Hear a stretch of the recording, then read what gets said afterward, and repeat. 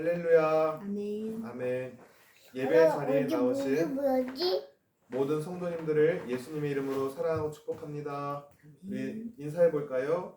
예수님의 이름으로 사랑하고 축복합니다. 예수님의 이름으로 사랑하고 예수님의 축복합니다. 이름으로 사랑하고 축복합니다. 오늘 말씀의 제목은 안 먹어요, 아버지. 사랑은 율법의 완성이라는 제목으로 네 말씀을 나누도록 하겠습니다. 혹시 증류라는 말씀 이야기 들어보셨나요? 많은 성분이 섞인 난 좋아 못했다. 혼합 용액을 가열해서 끓는 점의 차이를 이용해서 각 성분을 분리하는 것을 화학적 의미에서 증류라고 합니다. 그래서 이렇게 물을 끓이다 보면 그 증류수 얘기 들어보셨죠? 그런데 이와 마찬가지로 성경에는 613개의 많은 계명이 혼합되어 있습니다. 그러나 이 하나님 말씀을 계속 뜨겁게 묵상하다 보면 어제 각각의 계명들이 아니 오늘인데 어제 하나님의 사랑이라는 온도에 대해서 끓는 점은 각각 다르지만 모든 계명의 공통적인 성분이 있는데 그것은 하나님의 사랑이다. 그래서 이 계명을 끓여내다 보면 결국 남게 되는 것은 사랑이다라고 합니다. 우리를 때로는 번거롭게 하고 구속시키는 것 같은 계명들, 뭐뭐 해라, 하지 마라 라는 이 율법들이 결국에는 우리를 사랑해서 주신 율법들이라는 것을 알 수 있습니다. 예수님의 모든 계명은 사랑의 마음과 연관되어 있고 이 계명을 지키다 보면 다른 이들을 사랑하는 것이 이루어진다라는 말입니다. 요한복음 13장 34절에 35절 말씀에 예수님은 새 계명을 우리에게 주시며 서로 사랑하라 말씀하셨습니다. 그런데 많은 계명들이 표면적으로는 아저씨 문자상에는 사랑이라는 말을 내비치지 않고 있습니다. 그렇지만 그 속뜻에는 사랑의 원리가 다 숨어 있다. 그래서 오늘 본문에 남을 사랑하는 사람은 율법을 다 이룬 것이다 라고 말씀하는 것입니다. 몇 주 전 설교에서 제가 예수님이 승천하시기 전에 마지막 부탁, 마지막 명령이 무엇인지 기억하십니까? 가서 모든 민족을 제자로 삼아 아버지 아들과 성령의 이름으로 세례를 베풀고 내가 너에게 분부한 모든 것을 가르쳐 지키게 하라 라는 것이었습니다. 이것이 주님이 하신 계명 중에 사랑이 무엇이 들어있습니까? 사랑이라는 글자는 없죠. 그런데 이 모든 민족을 향해 제자로 삼으라 이 말씀이 사랑의 마음에 바탕이 되었다라는 것입니다. 예수님의 명령을 수행해야 하는 우리들도 모든 민족을 향한 사랑의 마음이 없다면 이 계명을 수행할 수 없습니다. 예수님이 말씀하신 모든 민족 가운데는 예수님을 대적하는 자도 있을 수 있고 불신자도 있을 수 있습니다. 내가 좋은 의도로 복음을 전하고자 해도 나를 대적하고 나를 무시하는 사람들을 향해 그럼에도 끝까지 그들을 향해서 세례를 베풀고자 말씀을 전하고 복음을 전하는 일을 하는 것이 얼마나 많은 사랑의 수고와 희생이 필요하겠습니까? 사랑하는 사람에게는 어려움이 따라도 복음을 전하고자 예수님을 제자 삼고자 애를 씁니다. 사랑하는 사람이니까 살인하지 말아라 라는 계명을 굳이 말씀하지 않아도 살인하지 않습니다. 그러나 요한복음 15장 13절 말씀에 사람이 친구를 위하여 자기 목숨을 버리면 이보다 더 큰 사랑이 없나니 살인하지 말라라는 정도의 낮은 사랑이 아니라 이제는 형제를 위해서 친구를 위해서 자기 목숨을 내어주는 뜨거운 사랑까지 얘기를 합니다. 결국 정도의 차이는 있지만 그 바탕은 사랑의 마음에 사랑이 바탕이 되고 있다. 응?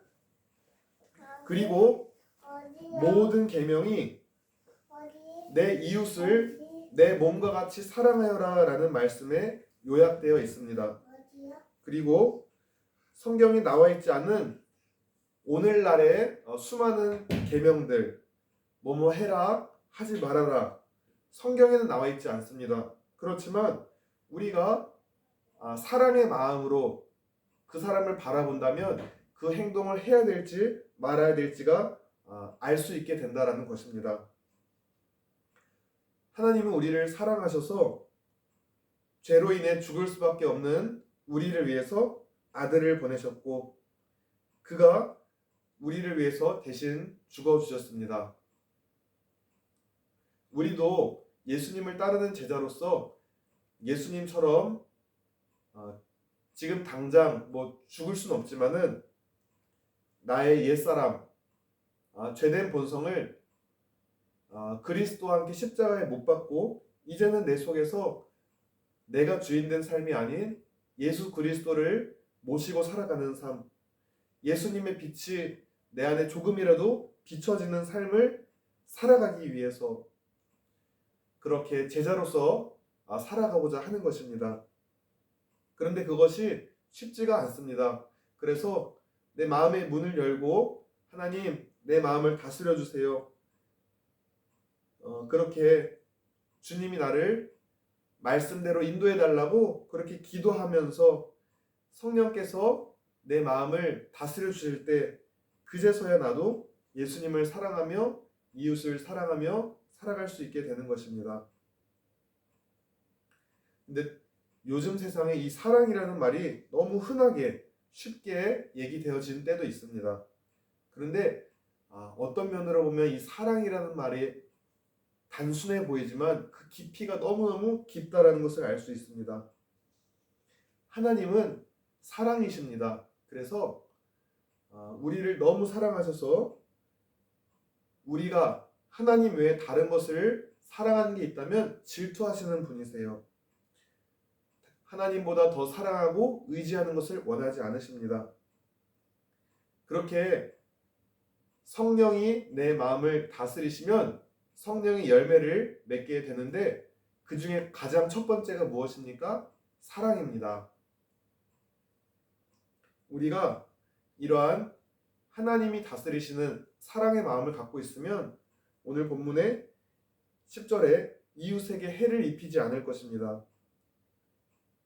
그리고 이웃에게 해를 입히지 않는 소극적인 부분에서 넘어가서 나아가서 적극적인 선을 행할 수 있게 될 것입니다. 오늘 본문의 모든 계명이 결국 내 이웃을 내 자신같이 사랑하라라는 말씀에 요약되어 있다고 합니다. 기독교의 황금줄로 일컬어지는 마태복음 7장 12절 말씀에 무엇이든지 남에게 대접을 받고자 한 대로 남을 대접하라 라고 합니다. 내 이웃을 내 몸이라 생각하면 내가 원하는 대로 그에게 해준다는 것이 이제 같은 원리인 거지요. 그런데 저가 또 이 사랑의 마음으로 살아가고자 해도 내 힘만으로는 이렇게 누군가를 사랑하기 참 어렵다는 것을 느낍니다. 그래서 고린도전서 13장이 이제 사랑장이라고 하는데 이런 말도 있지 않습니까? 사랑은 오래 참고. 저도 어제 잠깐 조카와 놀아줄 일이 있었습니다. 그런데 너무 귀엽고 사랑스러운 조카지만 때때로 저를 힘들게 하는 때도 있어서 이게 나의 그릇으로, 나의 좁은 그릇으로 이 조카를 온전히 사랑하기에 쉽지 않을 때도 있다. 저도 이렇게 연약한 인간인지라 성경에 어떻게 사랑을 해야 되는지 그 본문이 고린도전서 13장이 아닌가 생각해 봅니다. 찬송가도 있는데 제가 한번 불러보겠습니다. 사랑은 언제나 오래 참고 사랑은 언제나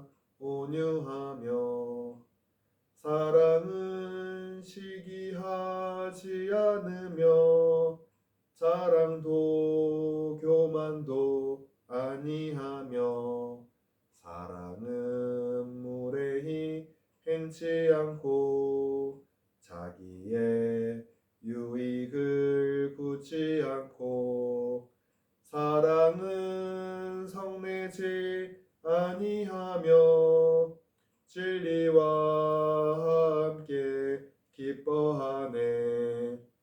사랑은 모든 걸 감싸주고 바라고 믿고 참아내며 사랑은 영원토록 변함없네.